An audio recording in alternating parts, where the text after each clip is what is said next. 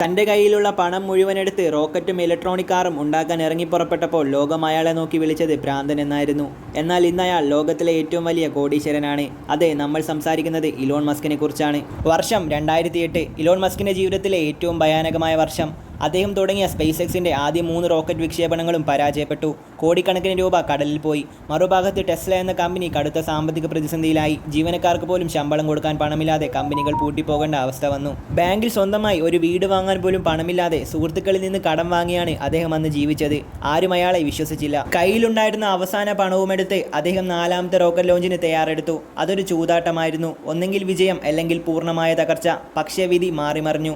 4ാമത്തെ വിക്ഷേപണം വൻ വിജയമായി. നാസ സ്പേസ് എക്സിന് കോടികളുടെ കോൺട്രാക്റ്റ് നൽകി. അവിടെ തുടങ്ങി ഇലോൺ മസ്ക് എന്ന യുഗത്തിൻ്റെ തുടക്കം. മറ്റുള്ളവർ അസാധ്യമെന്ന് പറഞ്ഞ് തള്ളിക്കളയുന്ന കാര്യങ്ങൾ ചെയ്യാൻ കാണിച്ച ആ ഒരു ധൈര്യമാണ് ഇലോൺ മസ്ക്. തോൽക്കാൻ മനസ്സില്ലെങ്കിൽ ലോകം നിങ്ങളുടെ കാൽക്കീഴിലാകും.